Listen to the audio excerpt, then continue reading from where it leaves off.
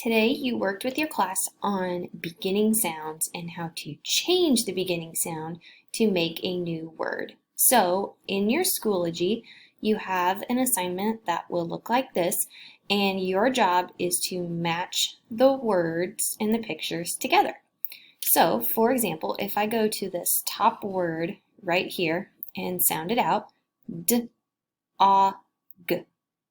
dog. And the beginning sound is D. So I will come down here and look for a picture of the dog. I will move it up and put it in the box. Now, if you look underneath, we changed the beginning sound to ol. So now the word is ol-a-g, log. So we went from dog to log. So now I will look at the bottom, find the picture of the log, and move it up to the box.